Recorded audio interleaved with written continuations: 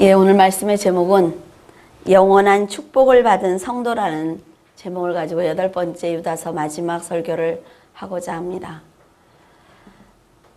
우리 부모님들을 보면 자신은 좋은 옷을 입지 못해도 자녀에게는 좋은 것을 입히고 맛있는 것을 먹이기 위해서 노력하는 것을 볼 수가 있습니다.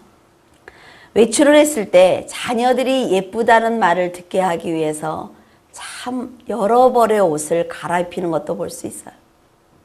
그렇게 수고하는 것은 오직 자녀를 위해서입니다.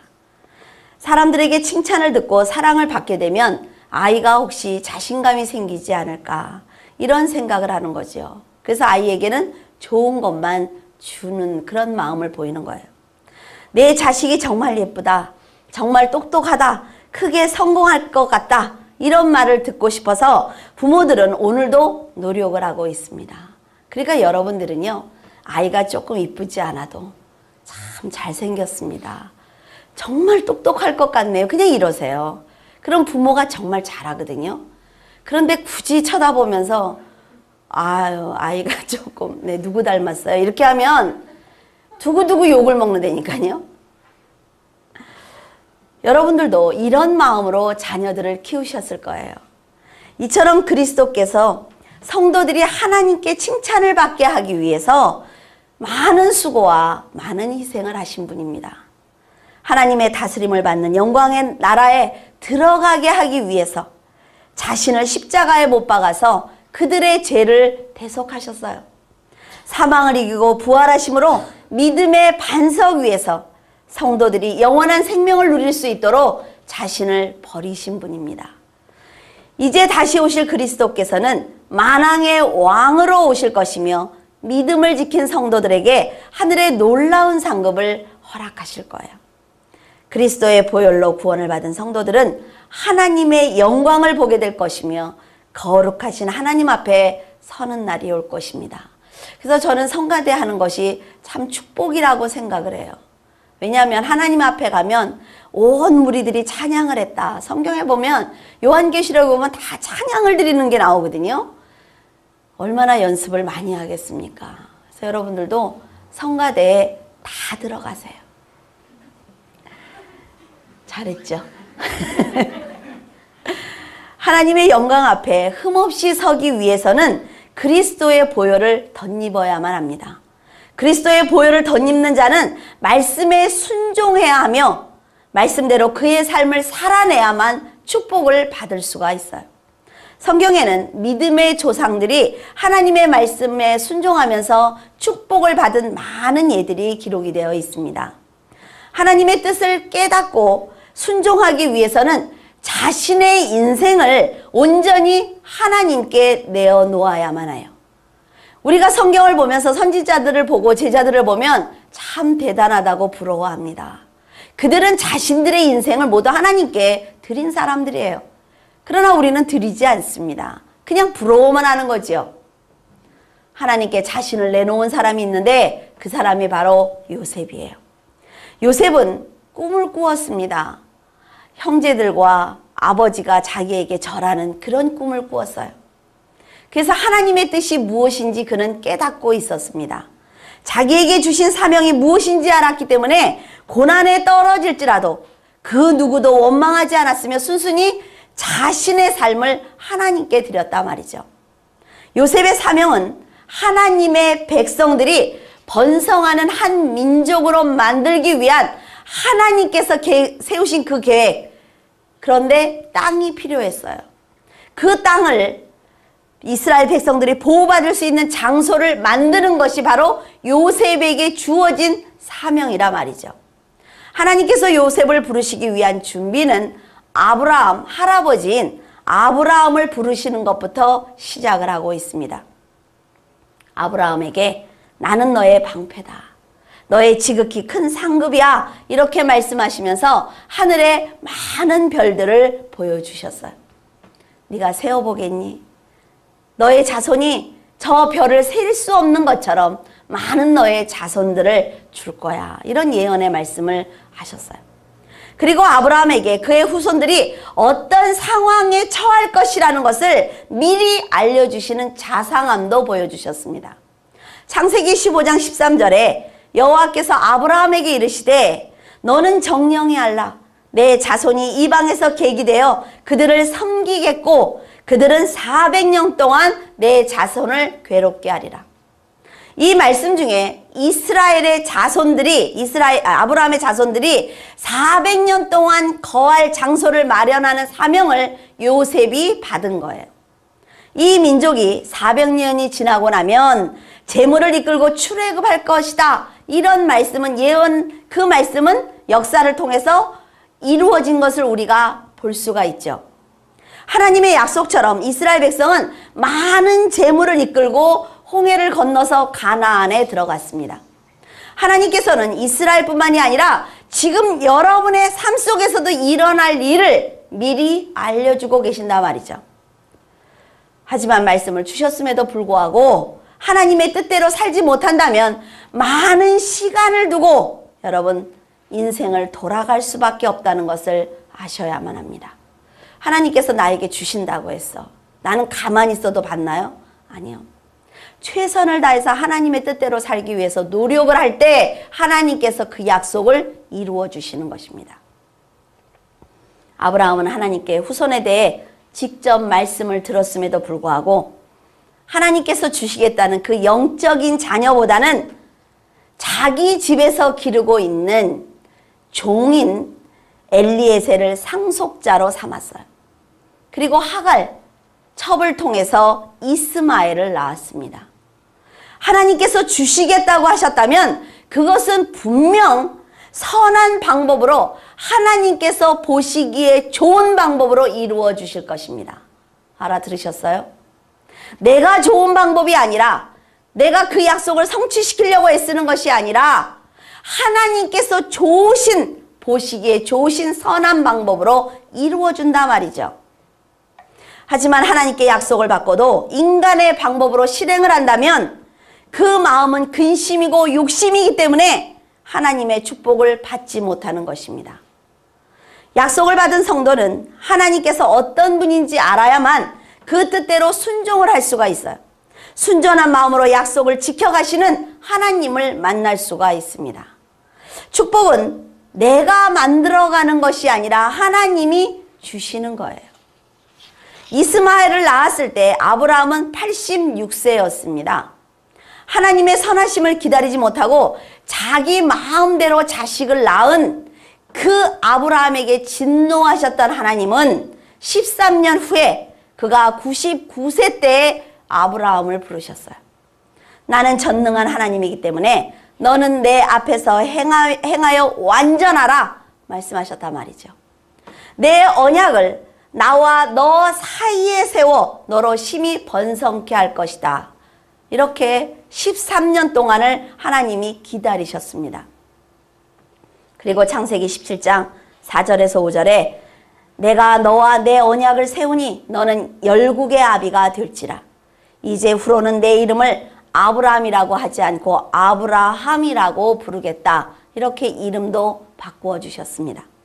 지금까지 아브라함은 하나님 앞에 온전히 행한 것이 아무것도 없어요.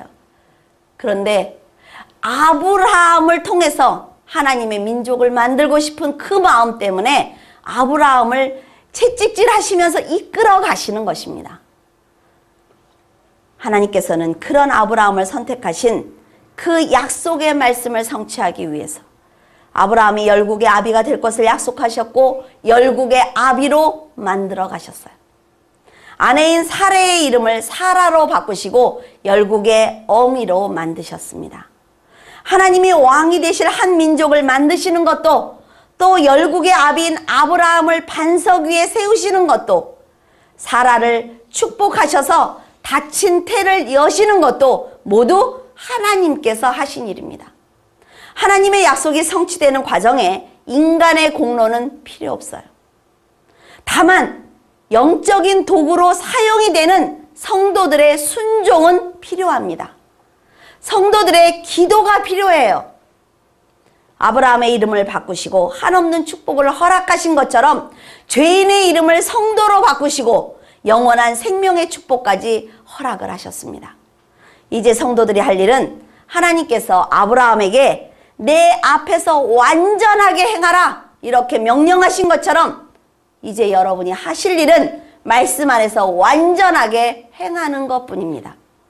인간의 소욕을 버리고 말씀대로 살다 보면 사단의 공격을 받게 되어 있어요. 그러나 그것마저도 십자가를 지는 심정으로 여러분 이겨내야 된단 말이죠. 왜? 하나님이 이미 사단을 이기셨기 때문에. 여러분들이 견뎌내기만 하면 사단은 혼자 물러갈 수밖에 없어요. 창세기 20장을 보면 아브라함은 확신 없는 믿음을 가졌던 것 같습니다. 그는 살아남기 위해서 자기의 아내를 동생이다, 누이다 이렇게 말을 하고 다녔어요. 그는 그러랑 아비멜렉에게 자기의 아내를 동생이라고 말하고 주어버렸습니다. 열국의 어미로 택함을 받은 사라예요.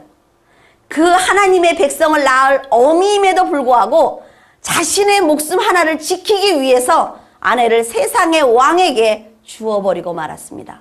이게 뭐예요? 성도들이 가지고 있는 믿음이지요. 내가 세상에서 살아남기 위해서 내가 유일한 나에게 주신 그 믿음을 세상의 왕에게 주어버리는 거예요. 그날 밤 하나님께서 아비멜렉에게 나타나셔서 그 여인을 취하지 마라. 왜? 너는 그 여인을 취하면 죽을 거야. 이렇게 말씀을 하셨어요. 그렇기 때문에 아주 큰 고비를 넘기게 되었습니다. 끊임없이 저지르는 인간의 죄를 아버지 되신 하나님께서 쫓아다니며 수습해주고 계시는 거예요. 지금 여러분도 삶 속에서 지은 죄를 하나님께서 한없는 사랑으로 감싸주시며 사단에게 넘어가지 않도록 보호하시기 때문에 아비멜렉이 사라를 취하지 못한 것처럼 여러분을 하나님께서 보호하셔서 지금도 여러분이 믿음을 지키고 있는 것입니다. 많은 우여곡절 끝에 아브라함은 전능하신 하나님께서 자신과 같이 어리석고 용기 없고 믿음에 확신이 없는 자를 사랑해 주시는구나. 그리고 나를 열국의 아비로 인도하시기 위해서 나를 이끌고 계시는구나. 이것을 알게 되었습니다. 하나님을 온전히 만나게 되자 아브라함은 변하기 시작을 했어요. 믿음으로 살기 위해서 그는 최선을 다하기 시작을 했습니다. 그의 믿음이 반석 위에 서신 것을 보신 하나님께서 마지막으로 인간이 가장 순종하기 힘든 시험 한 가지를 허락하십니다. 그것은 내 아들, 내 사랑하는 독자 이삭을 데리고 모리아 땅으로 가라. 그리고 그 아들을 번제로 드려라. 죽이라는 거죠. 인간이 가장 내어놓기 힘든 열매가 뭐예요? 바로 자녀들입니다. 100세에 얻은 아들을 그것도 번제로 드리라는 하나님의 명령은 부모라면 절대로 순종할 수 없을 거예요. 기껏 100세에 이삭을 주고는 또 그 아들을 내어놓으라는 명령을 받은 아브라함의 마음이 어떨지 여러분 이해가 되시죠? 아마 되실 겁니다. 만약 하나님께서 여러분에게 여러분이 가장 소중하게 생각을 하는 그렇게 아끼는 이삭을 내어놓으라고 하면 여러분 어떻게 하시겠습니까? 내가 그 자녀를 살려줄 거야 이런 보장도 없어요. 그냥 내가 너에게 주었으니까 너 네 자녀 나한테 줘 이렇게 말씀하셨을 때 여러분은 어떻게 하실 것 같아요? 교회를 떠날 것 같지 않습니까? 하나님을 버릴 것 같지 않아요?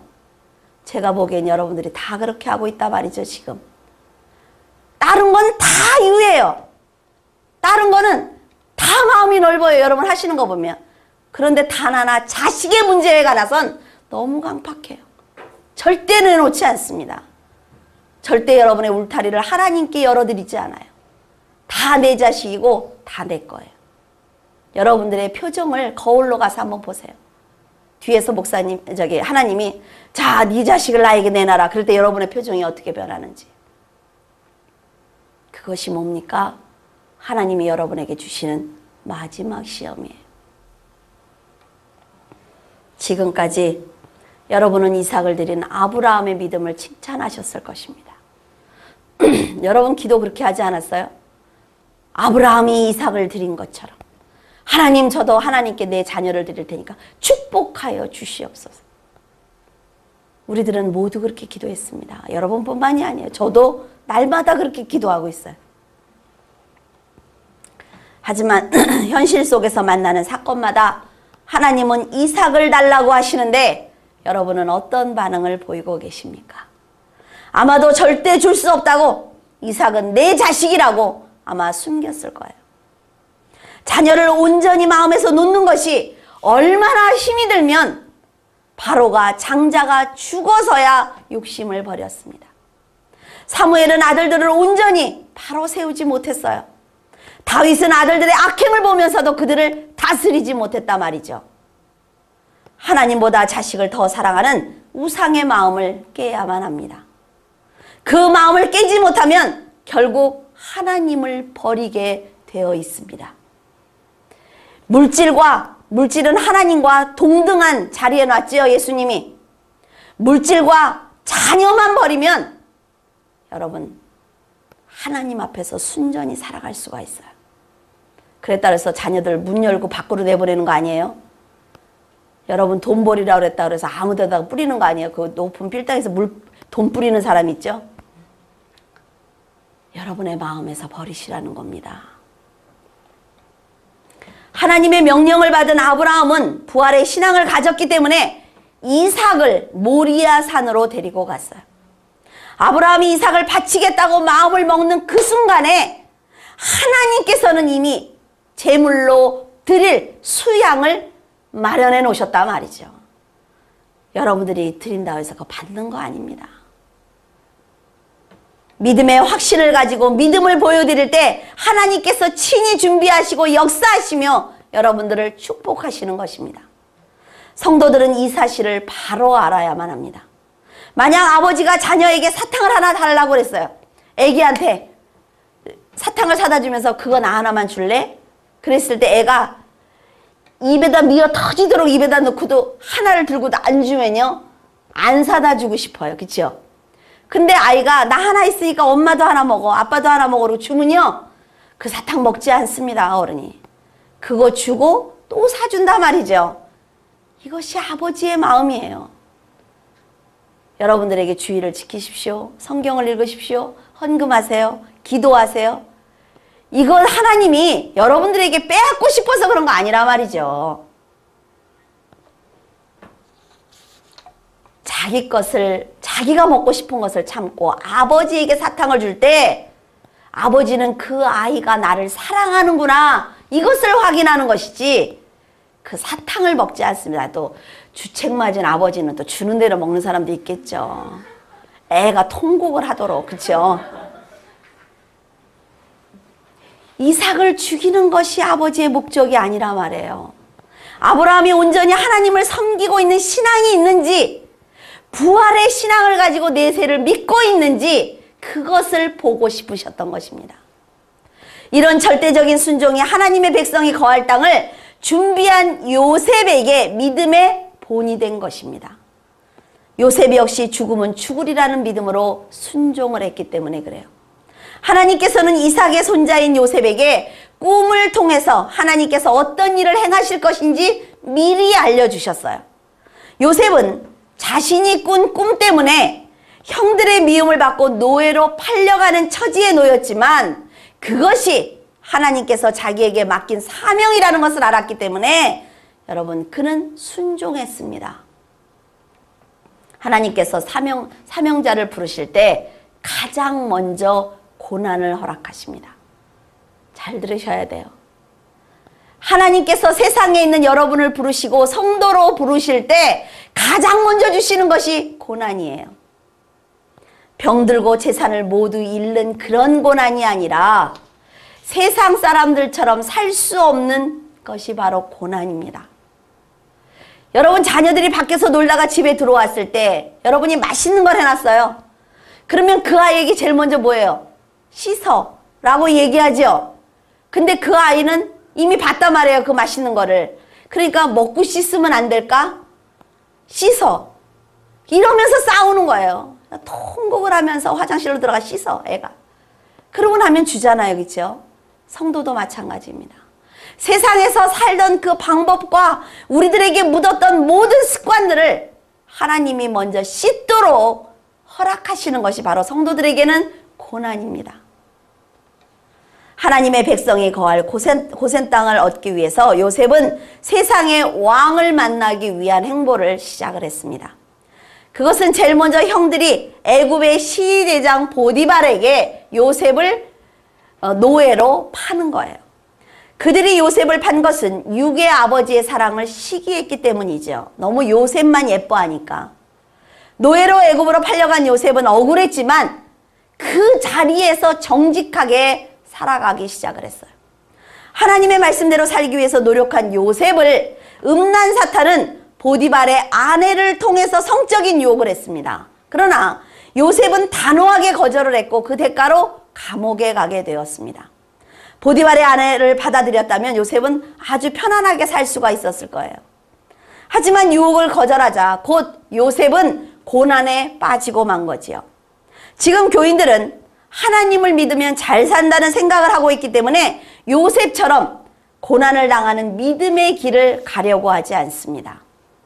허나 요셉이 총리가 되기 전에 겪어야 했던 이런 사건들은 요셉이 하나님 앞에 흠없이 서기 위한 과정이었어요. 성도라면 반드시 거쳐야 되는 관문입니다. 여러분이 삶 속에서 믿음으로 이겨야만 세상에서 성공하고 출세를 해도 하나님의 자녀로 살아갈 수 있기 때문에 그래요. 여러분들이 이것을 통과하지 않으면 하나님이 세상에서 주면 주는 대로 족족 다 내 것이라고 말한다 말이죠. 결단의 시간 다음에 하나님의 놀라운 축복이 기다리고 있습니다. 요셉이 잠시 동안 받는 고난을 두려워하지 않고 감옥을 택했을 때 하나님께서는 그의 곁에서 모든 것을 지켜주셨어요. 이제는 요셉이 장소를 감옥으로 옮겼습니다. 그는 그곳에서도 정직하게 말씀을 지켰습니다. 세상 사람들이 볼 때는 정말 그게 축복을 받은 걸까요? 얼마나 한심해요, 그렇죠? 감옥에 갔을 때 관원장 둘이 요셉과 함께 감옥에 있게 되었습니다. 근데 그들이 바로에게 죄를 짓고 왔어요. 그래서 바로의 판결을 기다리고 있었습니다. 그 두 사람이 꿈을 꿨어요. 그래서 요셉이 그것을 해몽해 주었습니다. 해몽해 주었을 때 하나님은 그 해몽대로 역사하셨습니다. 목숨을 구해줘서 은혜를 갚겠다던 술 관원장이 세상의 권세를 딱 잡으니까 감옥에 있는 요셉을 버려버린 거지요. 하지만 하나님께서는 요셉이 세상의 왕을 만나야 돼요. 그치요? 왜? 그 사람을 통해서 이스라엘 백성들이 거할 땅을 얻어야 되니까. 여러분에게 말씀을 드렸어요. 하나님의 목적이 여기 있으면 올라가는 과정에 어떤 일이 있어도 여기까지 간다는 거예요. 그걸 믿고 곧바로 갈 것이냐 아니면 내 마음대로 생각해서 지그재그로 갈 것이냐, 이것은 여러분이 택하는 것입니다. 하나님께서는 이스라엘 백성들에게 땅을 줘야 되니까 바로 왕이 아주 난해한 꿈을 꾸도록 허락하셨습니다. 그러니까 바로가 꿈을 꾸고 났더니 도저히 이것을 해몽할 수가 없는 거예요. 그때 술 관원장이 2년이 지나고 난 다음에 바로가 꾼 꿈을 보고 감옥에 나를 꿈 해몽해 준 사람이 있었는데 그 사람을 부르면 어떨까요? 라고 얘기한 것입니다. 만약에 바로가 꿈을 꾸지 않았으면 어때요? 그냥 요셉은 잊혀진 사람이지요. 하나님은 절대로 성도가 부끄럽지 않게 하신다는 거예요. 그것이 2년 후의 일이기 때문에 성도가 기다릴 때 좀 답답하겠지만 하나님은 절대로 부끄럽게 하지 않습니다. 꿈은 하숫가에 바로가 이렇게 서 있어요. 그러니까 아름답고 살찐 암소가 7마리가 올라왔어요. 7마리가 다 올라서 풀을 뜯고 있는데 그 다음에 7마리, 흉악한 7마리가 올라와서 그 7 암소를 다 잡아먹었습니다. 그리고 또 연이어서 꿈을 꿨어요. 세악하고 동풍에 마른 7 이삭이 무성하고 충실한 7 이삭을 다 잡아먹는 그런 꿈을 꾼 거예요. 그러니까 꿈이 너무 난해하죠. 요셉이 왕의 꿈을 해몽해 주었습니다. 풍년이 7년 동안 있을 것입니다. 그 다음에 아주 심한 가뭄이 7년 동안 있을 거니까 쌀을 7년 동안 많이 모아 놓읍시다. 이렇게 꿈을 해몽해 줬어요. 그래서 그 사람이 그 꿈 하나 해몽해서 총리가 되었습니다. 자, 요셉이 무엇을 해서 총리가 되었습니까? 아무것도 한 것 없죠. 하나님이 주신 영적 능력을 가지고 해몽해 주었을 뿐이에요. 빨리 가는 길이 보입니까? 지금 저는 여러분들에게 어떻게 하면 성도가 세상에서 성공할 수 있는지를 지금 알려드리고 있어요. 지금 요셉을 통해서 어떻게 해야 하나님 앞에 바로 서야 성도가 빨리 출세할 수 있다는 것을 배우시라는 것입니다. 여러분들이 그랬다고 해서 공부 안 하고 놀면서 하나님 앞에 기도만 하면요? 아니요. 세상의 모든 것을 준비하면서 하나님의 영적인 능력을 갖고 있으면 하나님이 세우신다 말이죠. 만약 요셉이 세상 사람들이 하는 대로 보디발의 아내와 동침을 했다면 잠시 편안한 삶을 살 수가 있습니다. 그러나 보디발의 아내와 하나님과 사람에게 곧 버림을 받겠죠. 요셉은 하나님의 말씀을 택했고 행동으로 옮겼습니다. 그랬기 때문에 감옥에 있던 노예가 애굽의 총리가 된 거예요. 요셉은 바로의 꿈처럼 7년 후에 가뭄이 올 것을 알고 있어서 쌀을 많이 저장을 했어요. 정말 7년이 지나자 온 세상은 가뭄이 들기 시작을 했고 사람들이 굶주리게 되자 애굽으로 모여들기 시작을 했습니다. 야곱과 그의 아들들 역시 가뭄 때문에 고통을 겪게 되자 야곱은 아들들을 애굽으로 보내서 양식을 사오도록 했어요. 하나님의 하시는 일이 보여집니까? 가뭄이라는 고난을 통해서 하나님은 자기의 백성을 애굽으로 불러들이는 것입니다. 여러분들이 지금 당하고 있는 고난을 통해서 하나님은 가나안 땅으로 여러분들을 이끌고 가시는 거예요, 지금. 그러니까 여기서 돌이키면 안 된다는 거죠. 요셉의 형들은 애굽으로 왔습니다. 이제 요셉의 눈앞에 자기를 팔아먹은 형들이 서 있는 거예요. 자신을 노예로 만들고 아버지와 동생과 떨어져 살게 했으며 감옥에서 죄인으로 살게 만들었던 형들이 자기의 눈앞에 있습니다. 자, 여러분 같으면 어떻게 하시겠어요? 확 해서 감옥에다 넣고 싶죠. 요셉은 두려움에 떠는 형들에게 이렇게 말을 합니다. 당신들이 나를 이곳에 판 것에 대해 근심하지 마십시오. 하나님이 생명을 구원하려고 나를 당신들에 앞서서 보낸 것이지 당신들이 아무리 나를 시기해도 하나님이 허락지 않으면 나는 이곳에 팔려오지 않았습니다. 하나님께서 하나님의 나라를, 하나님의 민족을 세우기 위해서 그들을 보호하실 땅이 필요해서 나를 이곳에 보내셨습니다. 되게 멋있죠? 여러분들도 속이 터지더라도 속에다 꼭꼭 넣어놓고 말은 이렇게 이쁘게 하세요. 아셨죠? 이런 상황에서 위로의 말을 할 수 있는 요셉을 보면서 하나님의 뜻을 온전히 아는 성도들은 이런 마음과 행동을 해야만 합니다. 창세기 47장 27절에 이스라엘 족속이 애굽 고센 땅에 거하며 거기서 산업을 얻고 생육하며 번성하였더라. 하나님의 뜻이 이루어졌지요. 이제 뭐가 남았습니까? 400년 동안 그곳에 고난을 받고 이제 출애굽할 것이다. 그건 남았어요. 고센 땅을 얻은 이스라엘 백성들은 가뭄으로 고통을 당하는 세상과는 달리 세상의 왕에게 보호를 받고 있습니다. 또 하나 배웠죠.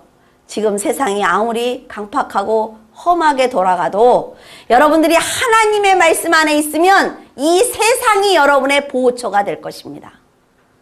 이 세상에서 하나님이 여러분들에게 일용할 양식을 주신단 말이죠. 지금은 하늘에서 만나가 내리는 시대가 아니에요. 여러분들이 세상에 나가서 벌어서 먹는 시대입니다.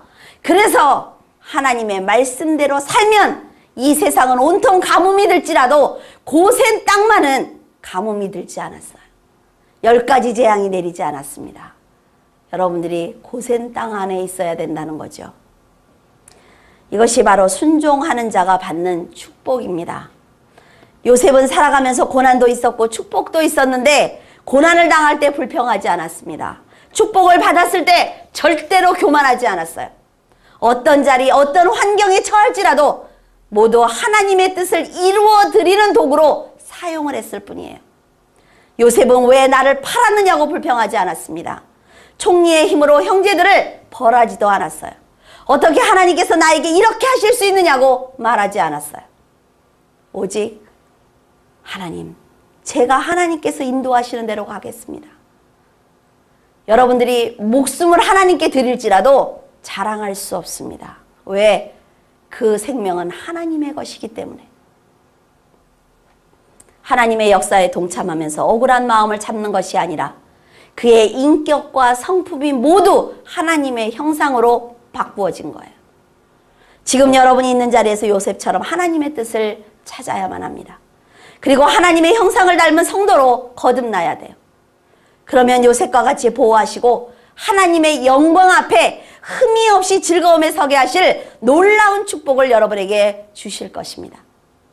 유다는 편지 마지막에 능히 너희를 보호하사 거침이 없게 하시고 너희로 그 영광 앞에 흠이 없이 즐거움으로 서게 하실 자 곧 우리 구주 홀로 하나이신 하나님께 우리 주 예수 그리스도로 말미암아 영광과 위엄과 권력과 권세가 만고 전부터 이제와 세세에 있을지어다. 아멘. 이렇게 기록을 하면서 끝을 내고 있습니다. 너무나 간절하게 거짓 교사들에게 속지 말라고 부탁을 했던 유다는 그 모든 것이 그리스도를 믿는 믿음이 있을 때 가능하다고 마지막까지 말하고 있어요. 인생의 과정 속에 하나님의 언약을 믿는 믿음이 흐르면 그리스도만이 내 피난처가 되어주시는 것이 온전히 믿어질 것입니다. 이것이 믿어지지 않으니까 여러분 세상을 의지하는 거예요. 또 그리스도를 의심 없이 믿을 때 거짓 교사들을 분별할 수가 있어요.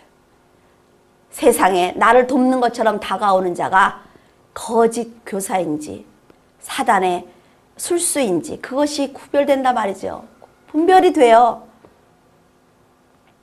그리스도 그분이 우리를 위해 희생하지 않았다면 어떻게 하나님의 영광과 위엄과 권력과 권세를 우리 같은 죄인들이 높여드릴 수가 있겠습니까?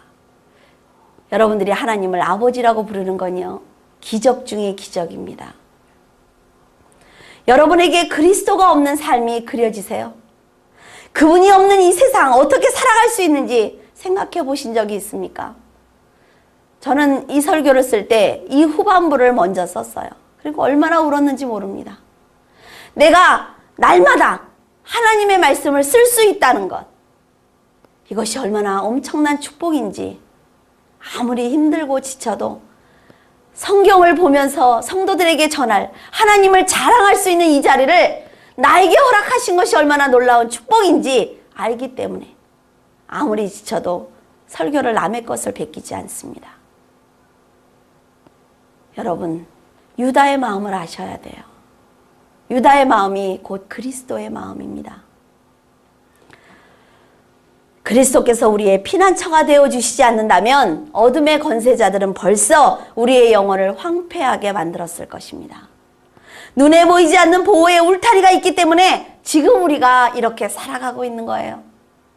주님께서 희생의 보혈로 우리의 생명을 감싸시고 있기 때문에 하나님의 진노를 피할 수 있는 것이며 악한 자와 악한 영이 건드리지 못하는 것입니다. 그런 사랑을 받고 있음에도 우리가 감사하지 못하고 있는 우리들, 여러분 어떻게 생각을 하십니까? 험한 세상의 방패가 되어주시기 위해서 하늘의 영광과 위엄과 권력과 권세를 유보하시고 이 땅에 오신 그리스도를 환영하지 못하고 온전히 믿어드리지 못하는 우리 자신들을 어떻게 생각을 하십니까? 여러분이 얼마나 큰 축복을 받았는지 가늠이나 하실 수 있겠어요?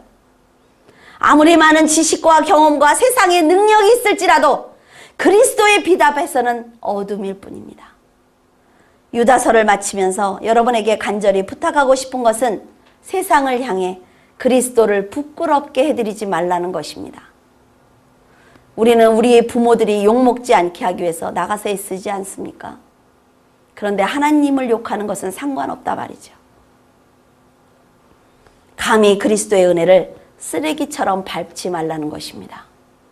아마 유다도 저처럼 이런 부탁을 하고 싶었을 거예요. 주님의 은혜를 온전히 바라볼 수만 있다면 지금 인간의 몸을 가진 우리가 얼마나 하찮은 죄인인지 여러분 깨닫게 될 것입니다. 감사하셔야 합니다. 여러분 회개하시기를 바라요. 오직 나와 내 가족만을 위해서 살아온 그 시간들을 하나님 앞에 사죄하시고 더 넓게 영혼들을 바라보며 더 높게 하나님께 영광을 드리기 위해서 여러분 충성하시기를 바랍니다. 더 깊게 하나님의 뜻을 온전히 깨닫기를 바라요. 어둠의 권세자가 다스리는 이 세상에서 성도가 살아가는 것이 얼마나 힘든지 너무나 잘 알고 있습니다. 목사님은 세상에 나가서 돈을 벌지 않으니까 그런 말씀을 하실 수 있어요. 어떤 분이 이렇게 말씀하시더라고요. 그렇습니까? 점과 흠이 없는 그리스도처럼 하나님 앞에 흠없이 서기 위해서 인생의 과정을 정결하게 살아가셔야만 합니다. 그것이 그리스도께서 이 땅에 오신 이유이며 사랑이에요. 여러분은 하실 수가 있습니다. 하나님께서 그리스도로 말미암아 영광을 돌려드릴 수 있는 것처럼 이제 여러분은 하나님의 자녀로 거듭났기 때문에 하나님께 영광을 드릴 수 있는 귀한 성도입니다. 힘내어 일어나시기를 바라요. 그리고 하나님께서 허락하신 세상의 축복과 하늘의 영원한 축복을 가득 받아서 누리시기를 바랍니다. 그것이 바로 성도들이 누릴 축복이기 때문에 그렇습니다.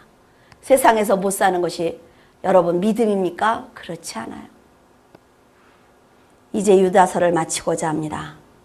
예수님의 순종이 하나님의 영광과 위엄과 권력과 권세를 높여드렸지만 이제 구원받은 여러분들이 영혼 구원을 위해서 최선을 다해 하나님께 영광을 드릴 차례입니다. 여러분들은 제가 볼 때는 준비가 되어 있다고 생각을 합니다. 그 준비를 나와 내 자녀만을 위해서 쓰지 않기를 바라요. 내가 가지고 있는 이 물질을 내 자녀에게만 주기 위해서 노력하지 않기를 바랍니다. 위로 먼저 하나님께 충성하시기를 바라요. 그래야만 더 많은 것을 자녀들이 받아 누릴 수가 있습니다. 제가 아브라함의 말씀을 드린 것은 아브라함이 그만큼 애쓰고 노력했기 때문에, 물론 모든 것을 다 하나님이 하셨어요. 그러나 그 안에서 아브라함은 최선을 다했습니다. 이삭은 최선을 다했어요. 그랬기 때문에 요셉이 받아 누릴 수가 있는 것입니다. 이스라엘의 백성들이 고센 땅에서 축복을 받을 수가 있었던 거예요. 여러분들이 만들어 놓으셔야 합니다. 자녀들이 거할 수 있는 고센 땅을 요셉처럼 여러분들이 만들어 주시는 것이 부모가 할 일이에요. 돈을 주는 것이 부모가 할 일이 아닙니다. 내 자녀만 감싸는 것이 부모가 할 일이 아니라 말이죠. 언제나 하나님의 축복을 넘치도록 받고 여러분 누리시며 하나님께 돌려드리는 귀한 성도가 되시기를 예수 그리스도의 이름으로 축원을 드립니다. 기도하겠습니다. 하나님 아버지 은혜를 감사를 드립니다. 하나님, 저희들은 세상의 물질이나 권세나 성공과 출세를 받을 때는 하나님의 은혜라고 말을 합니다. 나에게 좋은 일이 있을 때만 하나님께서 나에게 축복을 하셨다고 말을 합니다. 그러나 어려움을 당할 때 그 어려움을 통해서 하나님께서 내 가정을 어떻게 성숙시키기를 원하는지, 내 자녀가 어떻게 성장하기를 원하는지 하나님 생각하기를 원합니다. 아버지 하나님께서 내 자녀들에게 고난을 허락하셨다면 그것은 더 아름답게 지혜롭게 성장시키기 위함이라는 것을 하나님 깨닫기를 원합니다. 하나님, 우리 가정에 어려움이 왔다면 그것은 하나님께서 모든 사람들에게 내 자녀의 믿음을 자랑하기 위해서 내가 믿음을 보여달라고 부탁하는 음성으로 듣기를 원합니다. 그 고비를 넘겼을 때 요셉과 같이 한순간의 감옥에서 총리가 되는 줄로 믿습니다. 아버지, 저희들에게 이런 믿음을 허락하여 주시옵소서.